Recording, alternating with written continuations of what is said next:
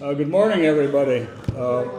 Welcome to the 133rd American Numismatic Association Convention, also called the World's Fair of Money. I'm Bob Filer with the Chicago Coin Club, and we, as convention hosts, welcome you to this great numismatic exposition. If you haven't been on the floor yet, you will have much success and happy hunting for all things numismatic. There's a terrific exhibits area, numerous educational opportunities each day to learn more about this wonderful hobby of ours. Stop by the ANA table or the Chicago Coin Club table for more information. Have a great show experience.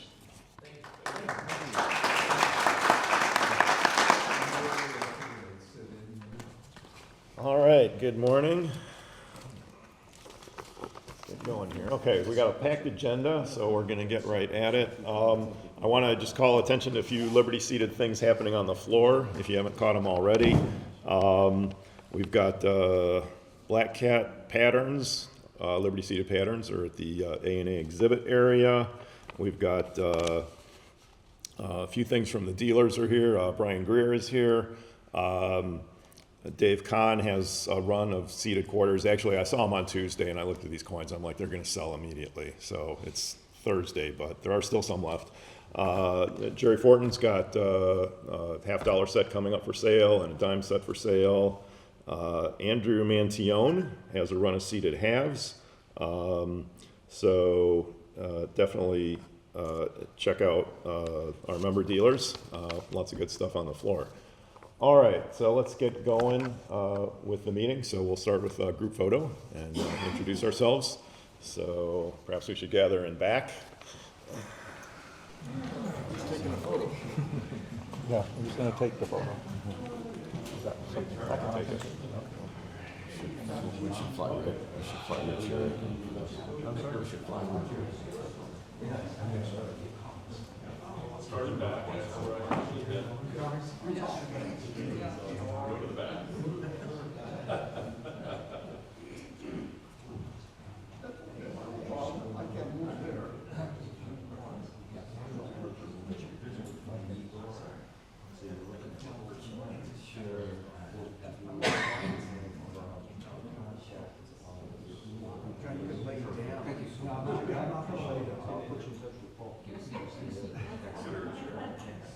All right, we've got everyone in there. I'm going to take a few. 1, 2, 3. All right.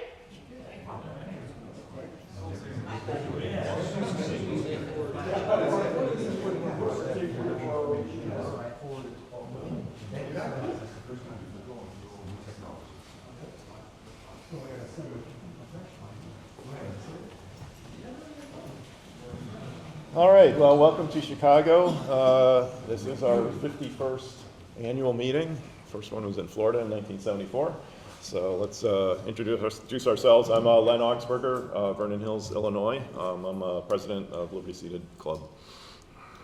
Dennis Fortier, Vice President, Crossville, Tennessee. John Frost, I'm the Liberty Seated Education Director. I'm from Massachusetts. John? John Munson, I'm the treasurer of the club, and I'm from Charlotte, North Carolina. John Bailey, Webster, New York. Greg Johnson, co-director, editor, Pittsburgh, Pennsylvania. Ken Otto, I'm from Houston, Indiana, Montana, depending on the time of year.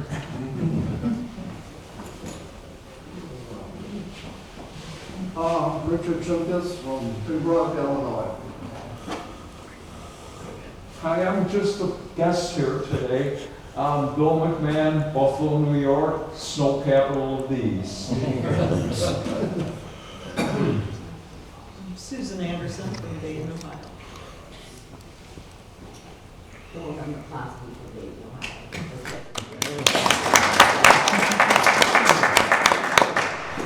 And it's wonderful to be Craig Everhart, secretary of the club in Los Alamos, New Mexico. Jim Carey, West Liberty, Iowa. Jeff Richard from Seattle.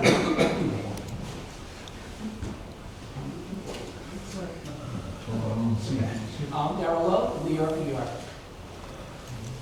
Matthew Mayers, Rosemont, New York.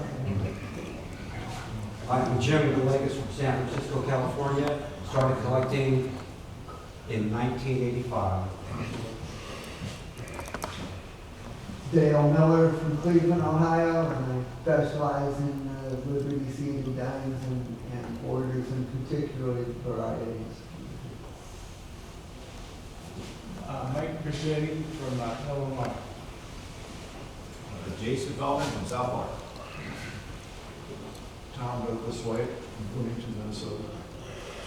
Brian Greer from Urbandale, Ohio. Tom Sigmund, Green Bay, Wisconsin. Bill Oldenburg, Kewaunee, Wisconsin. Bruce Vogel, Indianapolis. Joe Meredith, Baltimore, Maryland. Larry Michaelis, Stamford, Connecticut.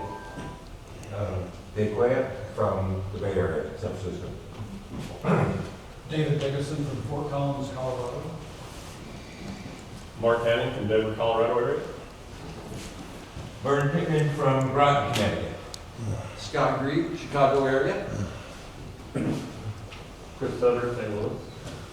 I'm Eric Wilkinson, I'm from Milwaukee, Wisconsin. All right, thank you. Oh, yeah. Oh, one more. Hey, John, introduce yourself and where you're from. Hi, I'm John Sauer from Seattle. Just in time. He came from a long way. All right, so I just want to touch on some of the highlights of the club this year. John Lunston, our treasurer, has been doing a lot of work on the website. He's going to talk about that a little bit more later on.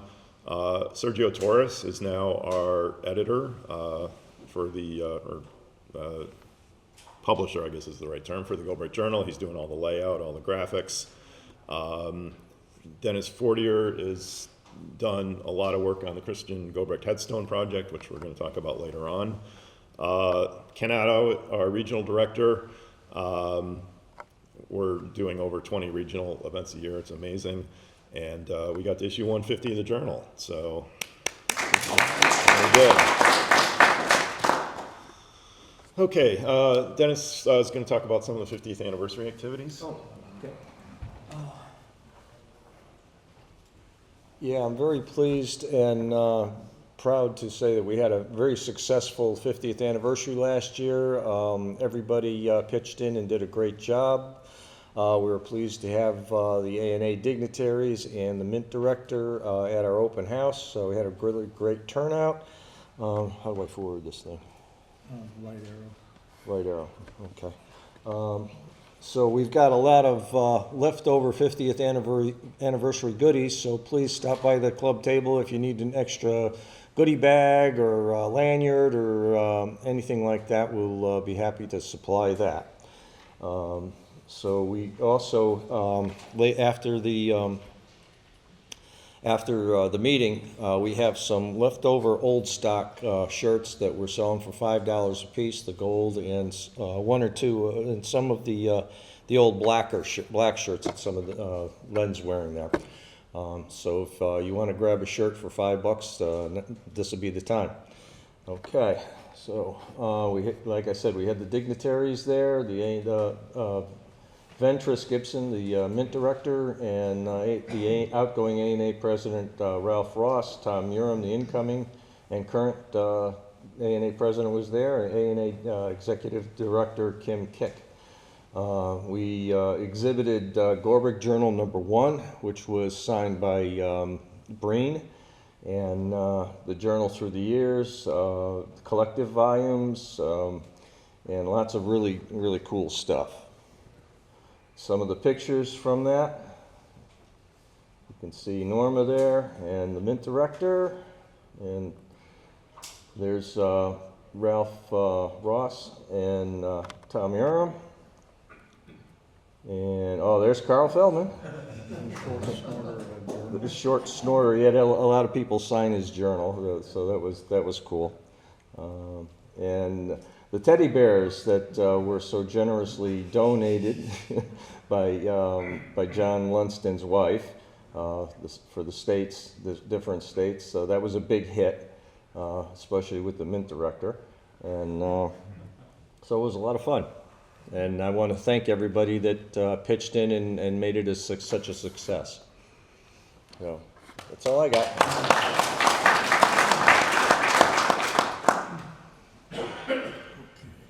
Membership. Okay, I guess I'll just jump up here, okay?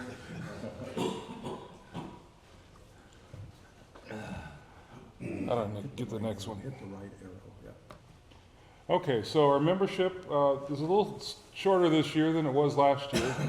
We have through this year we have 333 members, and then for multi-year we have 191 members. And for those of you that haven't signed up for multi-year, it's quite convenient. We have no lifetime memberships, but a lot of people have started paying 2 to 5 years, and there was even one person that paid about something close to 20. So about a third of the club is multi-year memberships. We have a similar number of new members, and we have a similar number that did not renew this year, and I assume they won't, but if you're here and want to renew, go to the table and talk to the guys there and give them your information. And we can give them the 2 journals from this year. Okay, great. So you can get the full year if you want to sign up now. Anyhow, it's a bit of a drop in membership, but the long-term members have stayed around, which I think really shows the quality of our journals, especially, and our friends, as far as I'm concerned. So that's about all I have to say. Advance the. That's great. Thanks, John. Okay, so last year, because it was the 50th anniversary, we incurred a lot more expenses than normal. In a normal year, the bulk of our expenses are the Gold Brick journals. Printing and mailing the journals is about $18,000 a year. Last year we had merchandise expenses and income that was probably 10, 15-fold our normal expenses. So that's why last year we actually lost. We projected to lose $3,500, and we lost $2,500 roughly, based on the 50th anniversary expenses that hopefully we won't have to worry about for another 9 years. So as far as this year, it's going to be a normal year as far as income and expenses go. We have membership dues, about $15,000, and we have advertising, which also supplements it. So the dues that the members pay doesn't even pay for the cost of the journals, which is $17,000 now. And so the advertising helps supplement that cost, and actually creates a little bit of a surplus for the club. So this year we're taking part of that surplus and using it to pay for the Gold Brick grave marker, which is getting excellent exposure, and it's the right thing that a club should do. And so we're doing that. We're having a big ceremony, which we'll talk about later.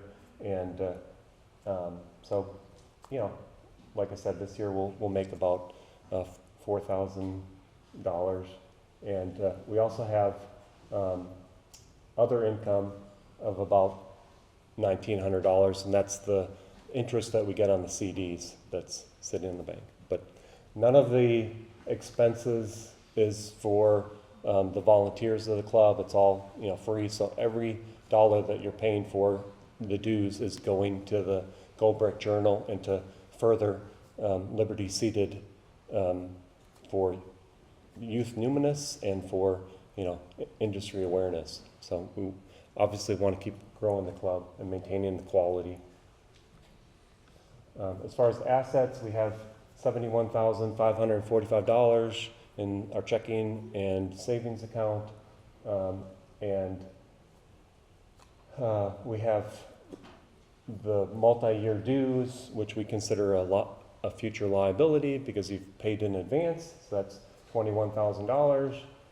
We have estimated another $11,000 worth of printing expenses. As of today, I've paid $6,000 of that printing cost, and so we'll We have about $47,000, $48,000 worth of liability after the prepaid dues, and that's probably about 2 years worth of normal expenses. So any questions? I know there's a lot of other topics that we have, but again, if you have questions and you want to grab me individually, by all means, grab me at the show, contact me. I'll be happy to answer any of your questions.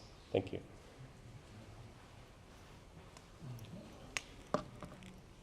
All right. I think a lot of you have come down to the Borson, the club table, but if you haven't, we are at booth number 1730 for the LSCC table. If you go in the main entrance, we are in the far right corner. We're in aisle 17, so it's quite a trek, a good exercise, but big Club Midway sign, so we are easy to find. Our primary exhibit is New Orleans coinage. We have half dimes to seated dollars, and also some gold is on display there. So we brought in collections from 6 or 7 different people have contributed to this. So there's some really cool stuff on display there, raw and certified. At the club table, it's already mentioned, you can join the LSCC if you're not a member. You can extend or renew your membership if you'd like to do that. And you can buy one of these wonderful shirts if you don't want to deal with the rush or the mob that buying them after the meeting's right over. You can do it more leisurely at the table and buy, 4 for $100. I don't know. So here's just a couple pictures from the booth. Oh, this is upside down. Oh, that's good. So do this. It's so hard to get good help. It's an entire case of rotated dice. Yeah, rotated dice. Yeah, all of the coins are rotated there. Hey, those are right side up. But, again, a nice selection of different denominations from a lot of different people. So come take a look. And actually, this is a surprise for Craig, but we are using this exhibit as kind of a way to announce a future class for next year's summer seminar. So Craig, do you want to come up and, do a little, it'd be good. Okay. Sorry, I forgot to tell you about this. We knew about the thing, I just didn't tell him about the slide and him needing to talk. So anyway, I'll let you introduce that. For those of you that know me, I'm sort of crazy New Orleans collector, especially seated, because that's the heart of the New Orleans mintage.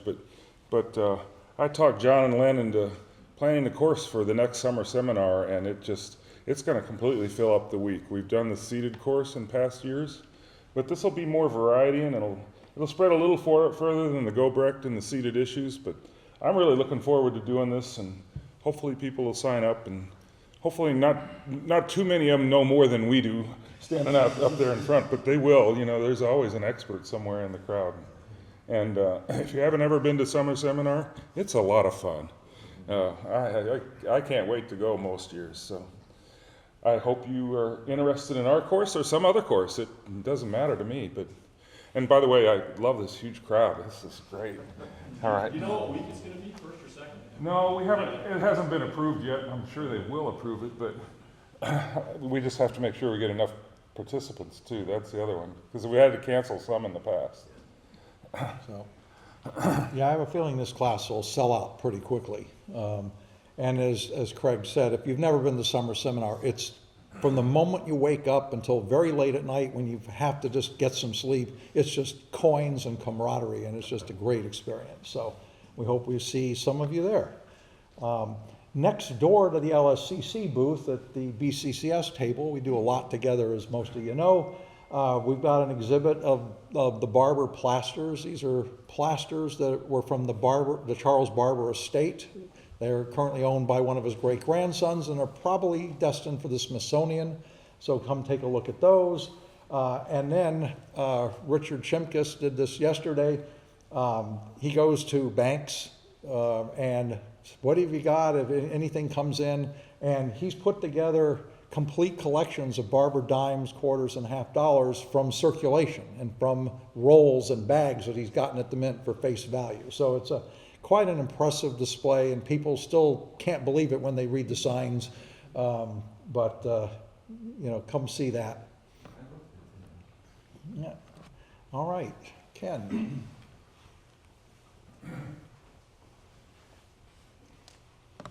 Okay, thank you, John. Well, we have a very active, as a club, a very active regional program, which I've been involved in 3 or 4 years now and enjoy it very much. So I just want to cover a few items here quickly, the highlights of the last year, where we've been, some new areas that we're trying to move into, some but not all the team members that are involved in this, future outlook, and then a short summary of upcoming events up till the fun show in January. So this is just a list. I'm not going to read every one of these to you, but we've by my count been in about 27 different shows over the last 12, 13 months. Some of these are new. A lot of these are existing shows we've been very active in for many years now. There's some small shows in here, which are good because we reach some people that just don't travel a lot. And the big shows. We try to be at most of the big shows, an exception being Long Beach, which is still a pretty big show, and we're not directly exhibiting there. So that comment there, we've been building the number of shows that we're active at for, I don't know, about 5 or 6 years at least.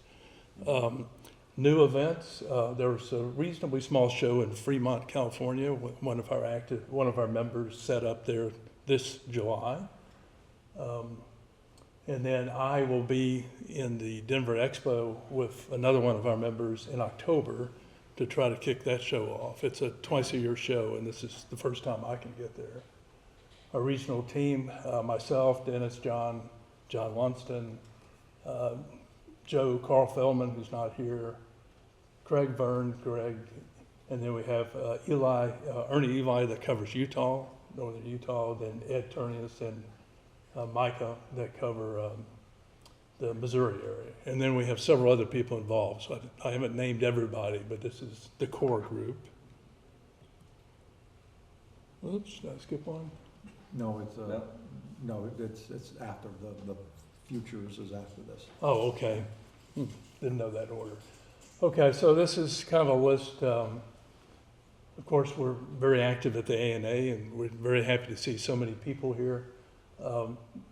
John and Stephen Petty will be in Dublin, Ohio. It's a very good regional show there. So I mentioned, John Lunston will be at Concord. Then I'll be at Denver. And I'll quit reading at this point, and then we'll all gather again at the major show at the fun show in January. And just a few comments on the outlook. We've maintained, or we've achieved a major presence. As far as I know, I think we've probably got more representation than any other specialty club, coin club. And so we would like to get more members involved in the regional program. So if you have any interest, please talk to us. Most regions in the U.S. are pretty well represented at this point. We're making some progress in the West. We could use some more help. In particular, we need at least 1 or 2 volunteers to try to cover the Long Beach shows, at least one of them. And so if anybody has any interest in that, please let us know. Okay, that's all. Oh, one other thing, club dinner. Sorry. Go ahead. Yeah, we looked for a venue for the club dinner tonight. We could not find any reasonable location for that, and so we did not have an official club dinner. Some of us are going to TGI Friday, so if you have transportation and want to join us, just let us know. Right.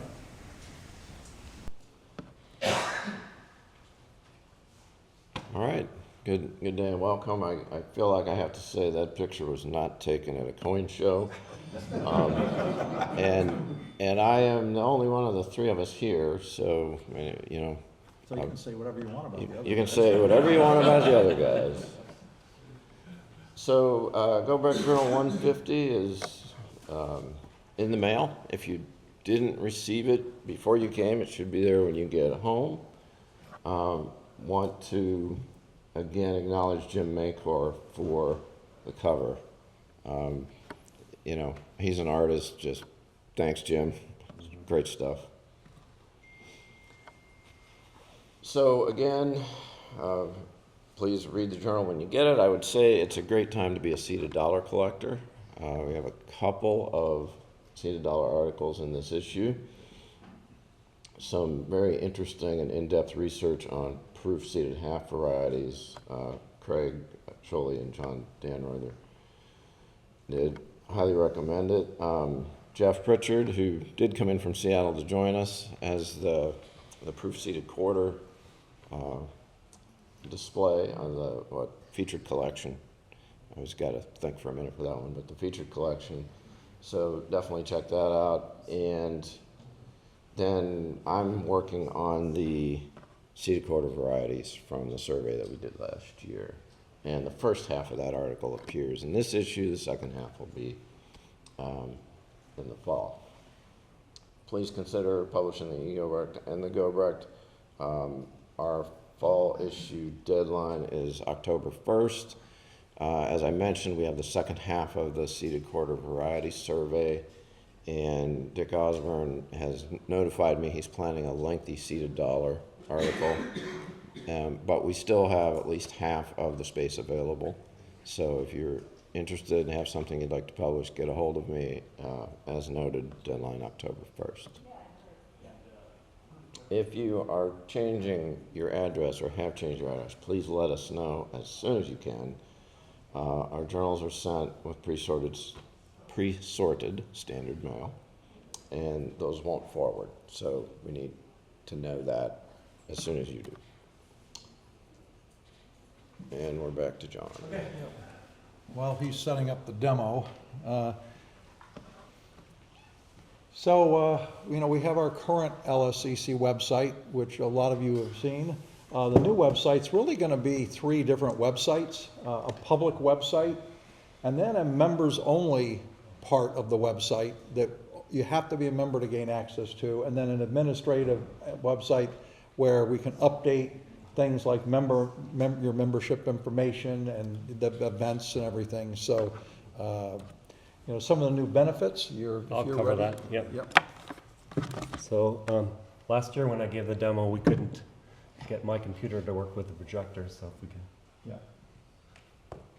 tested it like half a dozen times.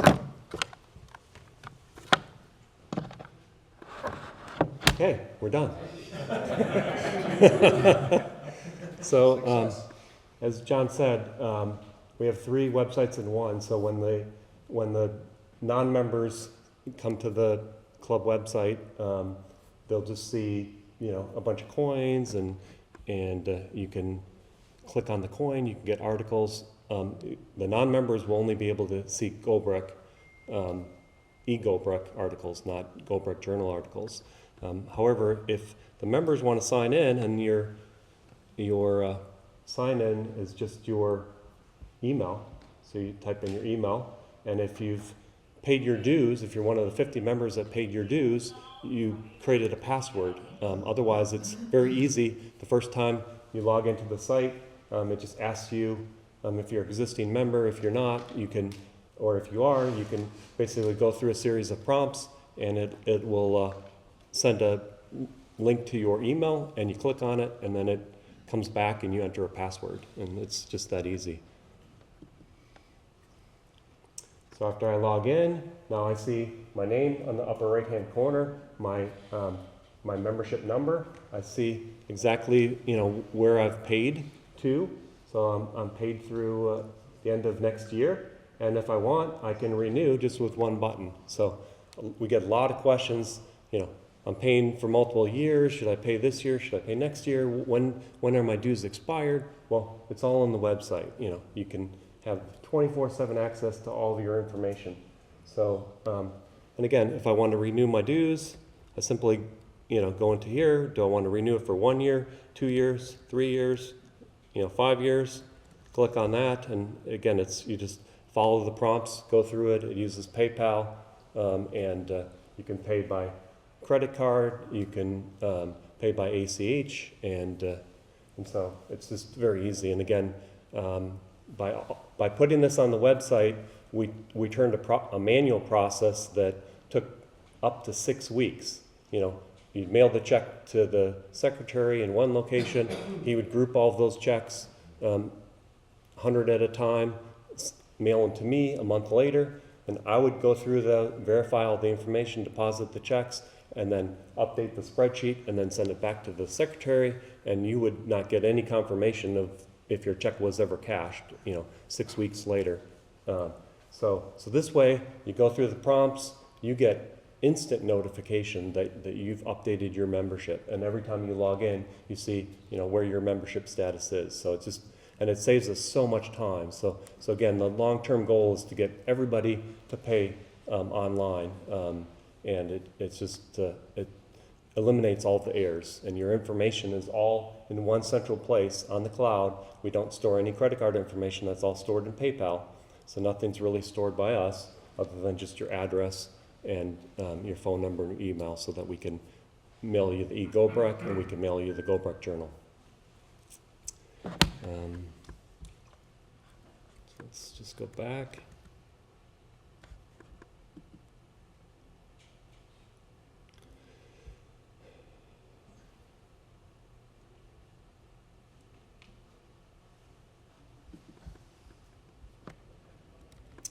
So the other than paying online and seeing where your membership status is, the second benefit is we've taken about half of the GoBrek journal articles and a certain percentage of the e-GoBrek articles and put them on the website, all searchable. So we tried to make the system very easy to use. You don't have to do advanced searches. You can do advanced searches, but you simply type in what series do you want to start with, okay? So now I'm starting with quarters. I have topics here, so I can, look at various coin show, auction results, varieties, survey results, collections. Click on whatever I want, and then now I'm looking at quarters, and I'm looking at articles that have been written about collections on those. So I can scroll through and see various articles. This is the 2016 version, so again, it's all there. Daryl's quarters. You can go through and see it. Have access to all of the information instead of going through finding the actual journal or going through the collective journal. It's all there at your fingertips, 24/7 if you're a member. And again, this has been a multi-year effort. It'll probably be another year before all of the articles are in there, but the goal is to have 100% of e-GoBrek and GoBrek journals article searchable on the site. And I think we'll be at that goal by next year. So again, the site is available. You can go into the existing website and click on membership payments to get to the new website, so you can do that now. And probably the plan is to have it before the payments start in December, to have this become the new website, because all of the existing content is all there, so you can still go through the education, online references, everything that's in the old website is in the new website. So we're not losing anything, we're just gaining the access to pay online, the access to search through all the articles, and then this will be the future of the club. So we'll be able to build from this a lot. We've got a lot of ideas that we want to do, but yeah, again, please use the website for payment. Use it for finding articles. Give me any feedback that you have on the site, so that's pretty much what it is. And let's see, yeah. So from an admin standpoint, the site is all in one place, available 24/7. So you can go and change your address, change your email, change your phone number, and about 10% of the members do that on an annual basis. So it's really, instead of us reminding you to update all your information, it's all there. And as soon as you update it, it's live. And we use this same site to generate the mailing list for the Goldbrecht Journal. So if you update it, you're set. Any questions? Yes. Well, first off, this is a huge improvement. Hats off to you. Well, thank you. It's, Thank you. My question is, I see that you tie in with auctions. Does that then tie into Newman, or that seems like we go to another? So we do have links to other sites, you know, that just like the old website, we have links to, experts, subject matter experts. So we do tie to the Newman portal, and we do tie to, Jerry Fortin's site and things like that. But these series right now are just the articles that the club has published over the last 50 years.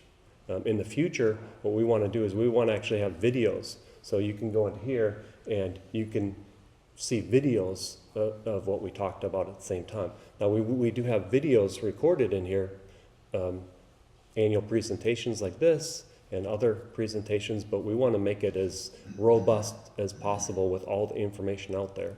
And eventually we want to have blogs, so all the good work that's being done on Facebook, we want to be able to integrate with that and be able to create searchable content so that if somebody's collecting seeded dimes, they can go into a blog and talk with other people that are doing the same thing that they're doing, So there's unlimited potential that we can do with the website, but again, we focused on making sure that you could pay and see where your payment status is and getting all the articles over here. But if anybody has any ideas about, hey, how can we automate this? How can we add more value to the club? We definitely want to hear that. So that's all I got. So. Got a question? Sure. Yeah. I'll preface my question by saying that I enjoy a physical journal that I can Right. put in front of me and read on the couch and all that. That said, do you foresee any time in the future of the Goldbrecht Journal itself being online only, and thereby saving the club $17,000 or $20,000 a year in production, mailing, and things like that? I mean, that is our biggest expense, and I can't really project, what it's going to be 10 years in the future. But right now, our plan is to continue printing the journal and mailing it to you. I like a physical copy too, but it gives us opportunity, like with the YNs, the young Numenists. We can now give them access to the site, to 50 years worth of articles published by the club at zero cost, because it doesn't cost us anything to give them access to the site. So it gives us a lot of opportunity to expand the membership unlimited, and that's one of the reasons why we endeavor to do this, is we're really, talking about today, saving expenses and time and hours of all the automation that it takes to keep all of your information updated, payment information, the address, the phone number, things like that, and expanding the ability for you to access the published articles quicker. But in the future, again, young people totally rely on computers, and so this is the future where we can attract the YNs and really provide them with so much educational materials. That's what I'm talking about. Not only articles, but videos. 5-minute videos on introduction to series, and just keep going. Part 1, part 2, part 3. So that's where I really see the future is. Yes? You did hit on why I asked, though, because Yeah. I have a 29-year-old Right. son who makes fun of me every time I have a physical piece of paper. Yeah, right. I don't think he's ever owned a newspaper in his life. Yeah. Bruce, you have a question? Yeah, I'd like to, not a question, I'd just like to add to the gentleman's point. As a specialty club, I think having the printed version is extremely important. Consider it to heritage auctions, if they were to do away, or Stacks were to do away with their auction catalog. I don't think that would fly, even in this day and age. Right. Yet, all of that is available online. Sure. So just keep that in mind. Yeah. as the future goes on. I think it's valuable. Yep, okay. I just want to add to that, as on the leadership team, we haven't even discussed doing away with the journal. I think that's more of a generational thing. Maybe 20 years from now, the next generation will not want a physical journal, but by then a lot of us will be gone.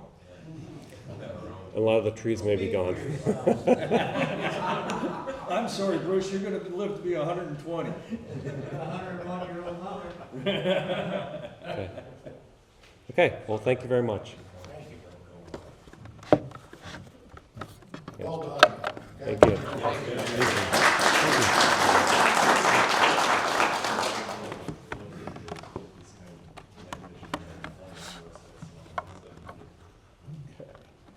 I have to, for some reason, it's not. Anybody collecting plates? I have all 50 states, so I don't need any more of those. All right, it's time for our literary awards. When? This is Awa. I'm not here. I have it sealed up. All right. So, all right. Yeah, you'll be over there for the presentation. All right, so the Kamal Awash Award is our primary literary award. It's presented every year, and the recipient of this award is the one who had the most popular article in the Gobrecht Journal for the past year, as voted by our members. So when you got your fall issue of the journal, there was a ballot in there, and this is where you voted. Second and third place are now recognized with a free year of membership in the club, and the vote was again conducted in the fall for articles in issues 146, 7, and 8. There were 21 eligible articles by 13 different authors, and every article received multiple votes. I will say it was a fairly close competition, as you will see. So the third place winner was the article, The Seeded Dollars of the National Numismatic Collection by Dick Osborne. That was in the fall issue. And the second place was Buy the Best You Can Afford by President Len. That was in the summer issue. And the winning article appeared in the winter issue, number 148, and it was entitled Completing a New Orleans Liberty Seated Liberty Typeset. You can probably imagine who this might be. You know, I don't need a drum roll here. The winner is Craig Everhart.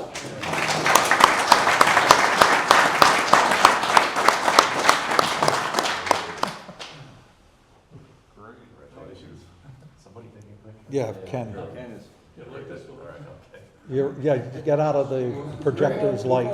No, that way. The other way. The other way.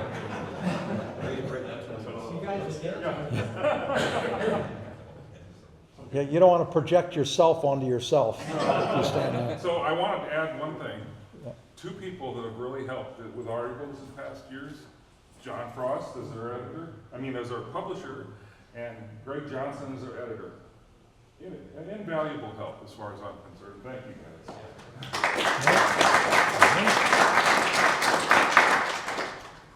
To give you an idea of just how close this race was, there's the top 12 articles.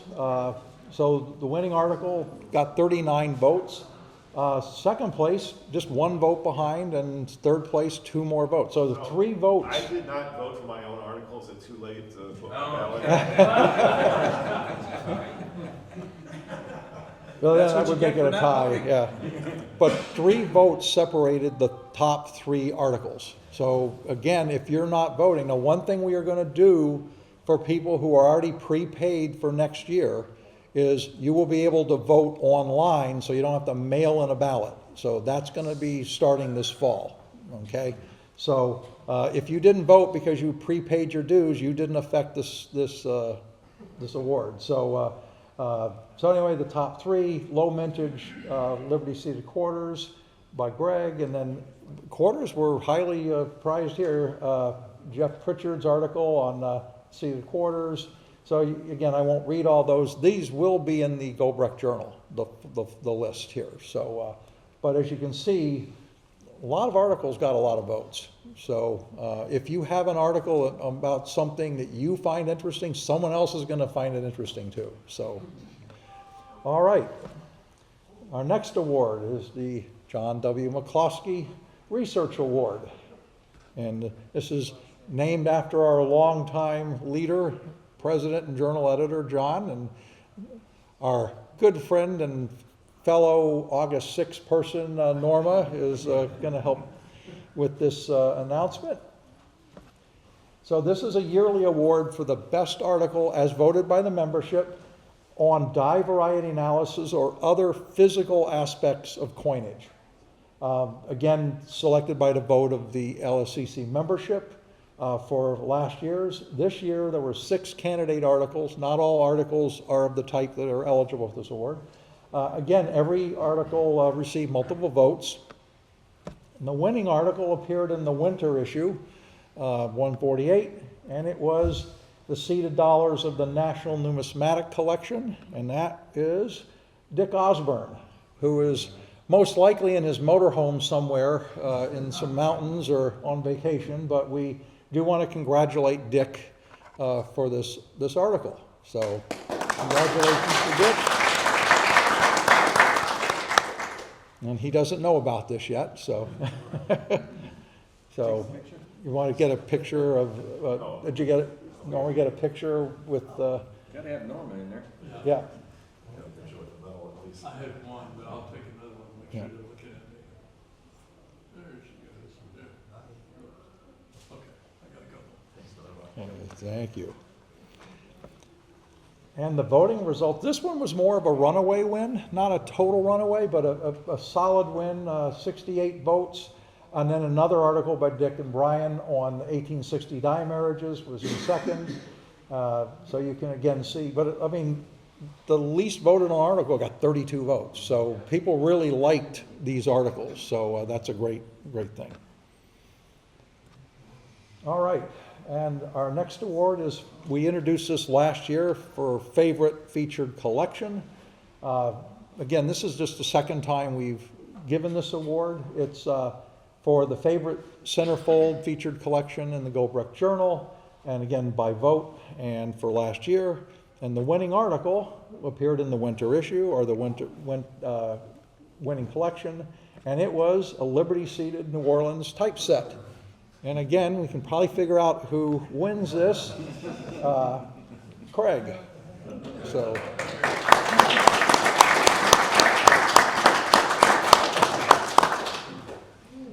Just stay up there. It's no coincidence that he tabulates the votes. Thank you.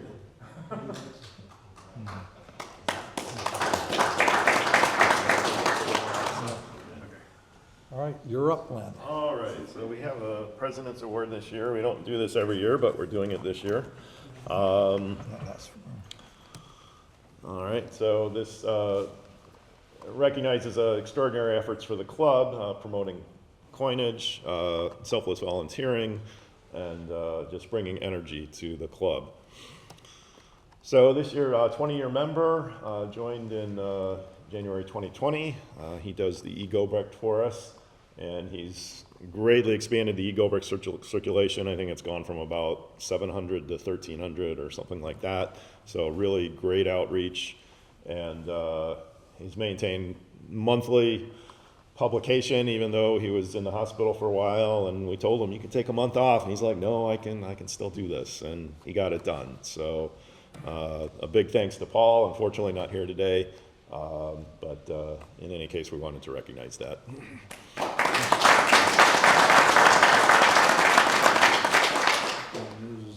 Okay, now we have a special recognition award that we're also giving out this year.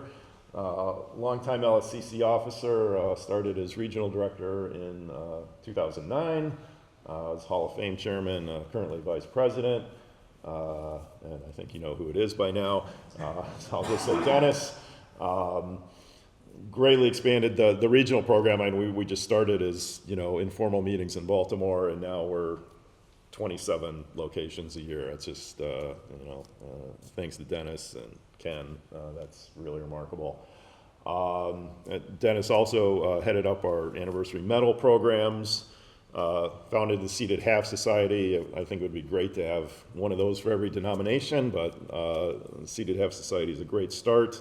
And then Dennis coordinated our 50th anniversary programs last year, which was really a year-long effort that started in 2022. And then also drove the Christian Gobrecht Headstone Project, which John Frost will be talking about. So we had a special piece made up for Dennis. This is it's a seated $50 on one side, and then on the other side it was engraved with an inscription to Dennis. And I had him playing off the obverse. So Dennis will be retired. He'll have a lot of free time, so he can spend all his time attributing this coin. So anyway, Dennis, thank you very much. You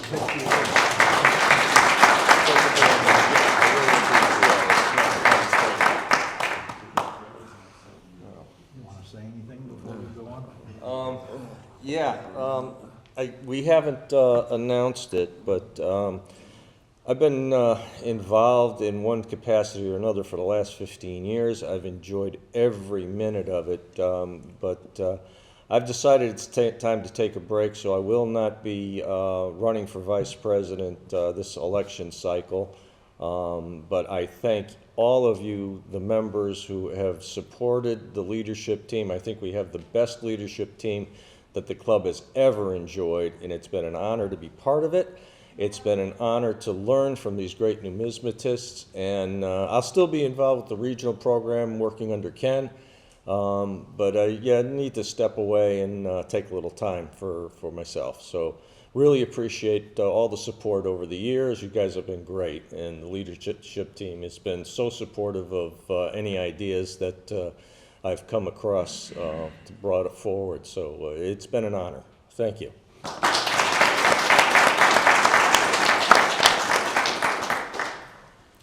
You can just announce what we're doing.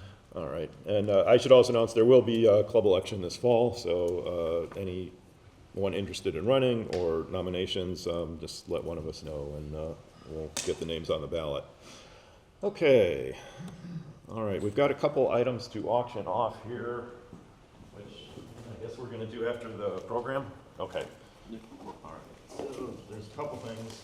We have Gene Gardner put out these lovely photo books of his collection, and we have a set of the 4 proof books. These were done a little bit later than the other ones, so they're not as well distributed. But we have a set of 4 of these, which we're going to auction off. And full disclosure, the club did get remainders from Gene Gardner's wife, so there are about half a dozen of these. We're going to auction one today, but I didn't want anyone to buy this and then find out there are other ones, so just to be aware of that. And then also we have a copy of John McCloskey's book, which Norma brought. Half Dime's the standard reference, photographs of the Russ Logan coin, not the Ed Price coins. And this one is shrink wrapped, but if the winning bidder wants to take that off and have Norma sign it, she would be happy to. So we will auction those off later. We believe it probably grades MS 70 because it's been in the original. So. All right, and now we have a quick program that will describe what Dennis has spent a lot of time in, and this presentation actually originated with Bill Boogert, and then I added to it, and Dennis will be adding to it.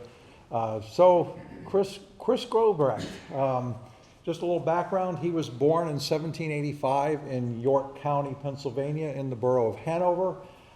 In York, he apprenticed to a watchmaker and learned engraving. He was in Baltimore and he engraved ornamental work for clocks and watches. By 1811, he's now in Philadelphia, and he's a banknote engraver, and he worked on dies. And he also invented the metal ruling machine to copy and engrave metals. These are some examples of his early work. On the left, we actually had one of those auctioned off a year or two ago, the Charles Carroll medal, and I never remember, you told me, that's a... It's like a souvenir card. A souvenir card that would be put in a book. At the Mint, he was a die maker, and he designed the Liberty-seated coinage, most famous for his Flying Eagle dollar, which we now call a Gobrecht dollar. He became the chief engraver of the Mint in 1840 and remained in that capacity until he died in office in July of 1844. Some of his non-Liberty-seated works, quite wonderful. The 2-cent pattern, the beautiful gold dollar pattern of 1836, the Gobrecht half dollars, the reeded edge, and the gold. So he was a busy guy. From a family perspective, his parents were John and Elizabeth Gobrecht, and Christian was the 7th child and the 6th son of John and Elizabeth. He married Mary, and they had 2 children, and he has some descendants today still in Hanover, Pennsylvania, where he was born. So Bill Boogert happens to live in Gettysburg, which is only a couple of towns away from Hanover. So he got really interested in this. And because Christian Gobrecht was born in Hanover, Bill really looked into this. He wanted to find where Gobrecht was actually born. So per Gobrecht's family history, his father was the reverend of a 30 square mile area, which included Hanover, Christchurch, Abbotttown, and Bermudian in the late 1700s and early 1800s. The Hanover Church was the Emmanuel Reformed Church, which is now at Trinity United Church. The parsonage is where the family lived, and the 1860 map of Hanover that Bill found actually shows the parsonage. The parsonage was still there in 1860, and back in the 1700s, they didn't have hospitals like we have today, so children were born at home. So he was born at the parsonage in all likelihood. So Bill took out the 1860 Hanover map. The cemetery is still there. The parsonage was listed there, but some of the other structures around town are still there, so he was able to identify where things were, and he identified that the parsonage, which is now gone, was in a location that is now the parking lot of Trinity United Church. So the parsonage is gone. I visited Bill when I picked up my Double Dimes book from the printer, and he said, let's go to Gobrecht's birthplace. So Bill took this picture of me standing approximately where Gobrecht would have been born. So now where is he buried? Okay, he died in 1844, and he was interred at Philadelphia's Monument Cemetery. And there is a photo of Monument Cemetery's entrance from 1868. But by 1929, the cemetery runs out of burial plots. They're full. And as a result, where's their income for the future coming from? And so not a lot, because they didn't have any more plots to sell. So even minimal upkeep in this cemetery became a problem, and it became run down. By the 1940s, Temple University is across the street, and it's growing, and it makes this land more valuable. So there was Christian Gobrecht's gravestone marker. But by 1955, the cemetery's in pretty bad shape, and Temple really wants the land. They wanted to build an athletic field and a parking lot and some other things, and so they basically went to the courts and said, hey, this is run down. We want the cemetery to basically take this by eminent domain. And they wanted the city to sell them this land. So in 1956, the courts were solicited for the plans to move the bodies, and in 1956, up to 28,000 remains were moved. And they were relocated to Longview Cemetery in Rockledge, Pennsylvania, which is northeast of, it's a northeast suburb of Philadelphia. They made what I consider feeble attempts to contact families about what to do and how to do it. And anyone that they couldn't reach at all, they dumped the remains in a mass grave at Longview Cemetery. And others got treated a little better, but still not great. And the cemetery was sold to Temple University, and now there's a hockey and lacrosse field there and a parking lot and a student facility. So the people buried at Monument Cemetery were not treated very well. They paid for plots and they got thrown in a mass grave. So what happened to the gravestones? Well, they sold these things to developers. They used them to control erosion, so they were dumped on the banks of the Delaware River, or in some cases in the Delaware River. The Betsy Ross Bridge, apparently the base of that bridge has a bunch of these tombstones, and the ones that are dumped in the water, some of them appear at low tide because it's a tidal river. So you see a number of photos of, you know, poor Ebenezer or something or other, and Mary Lehman, and, you know, these things are scattered all over.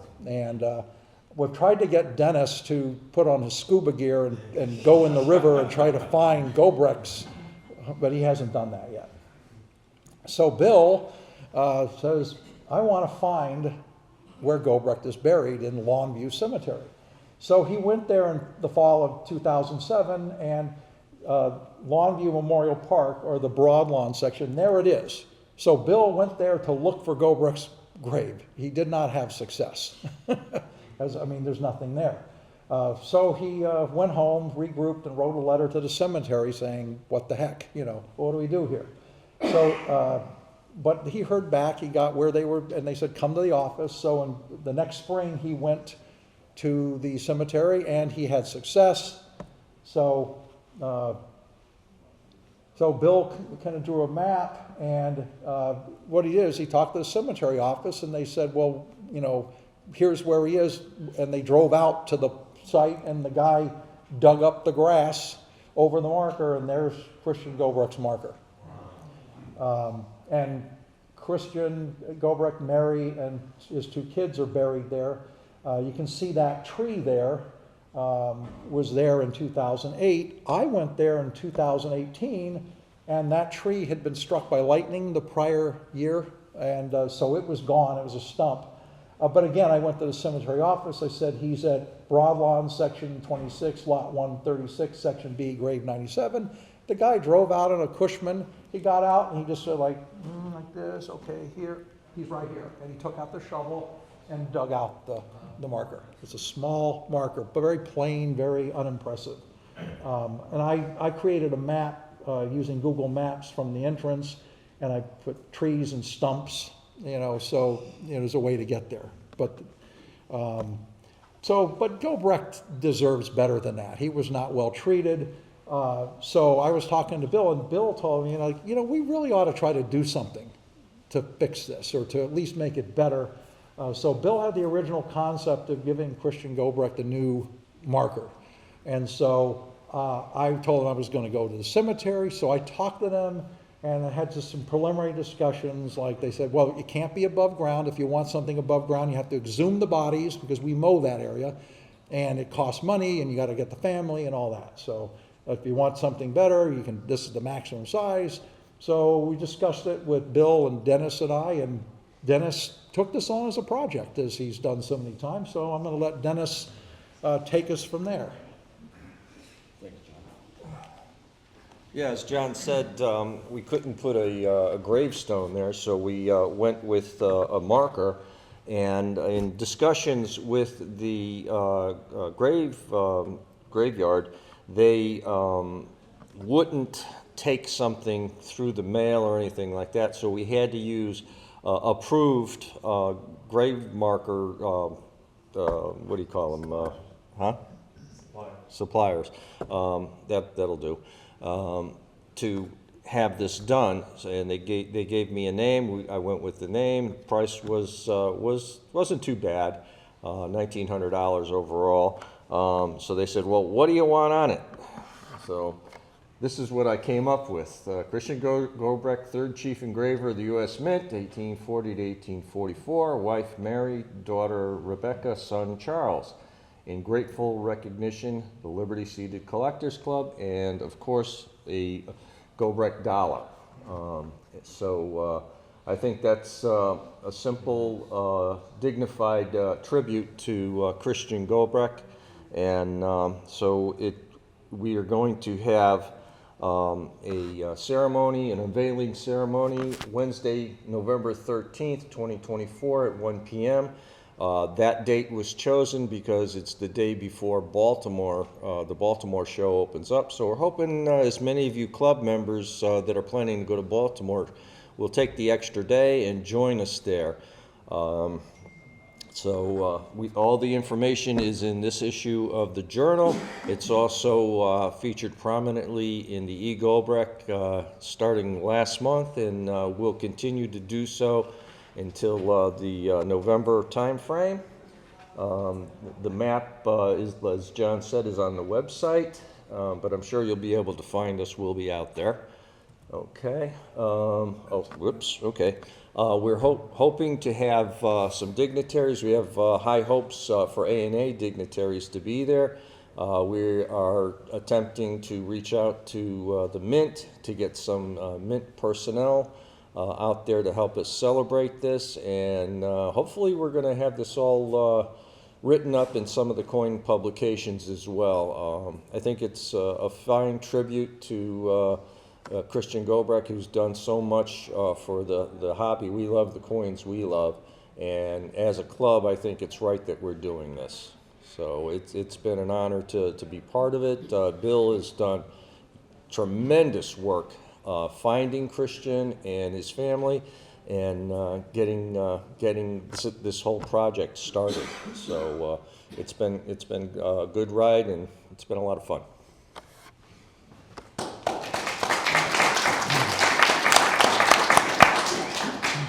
And the last is All right, so we are going to sell these off. We have 4 books, half dimes, dimes, quarters, and half dollars, all the proof coins from the Gardner collection. We're going to sell these as a set, and I'm going to open it up at $100. Bid, got 100, 150, 150, 200, not 200, 250. Anybody for 250? This is a bargain at 200. Anyone else? All right, you got a deal. You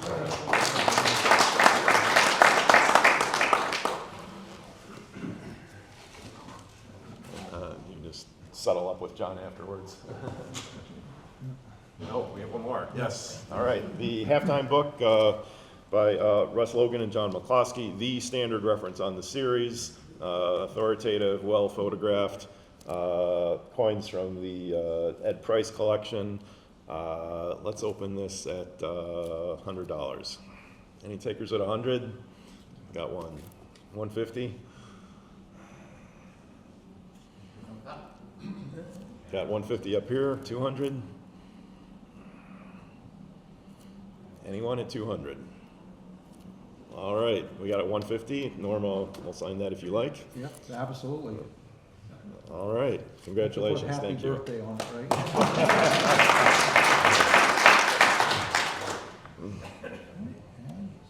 Okay, we'll see you in Oklahoma City next year. Hope everyone finds something good downstairs. Real quick, one more. we have a number of the old journals here. You're free to take any that you want.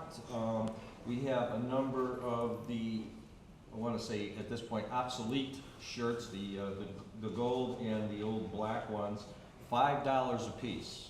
So we have extra large, large, and medium sizes. So come on up and fill up your closet.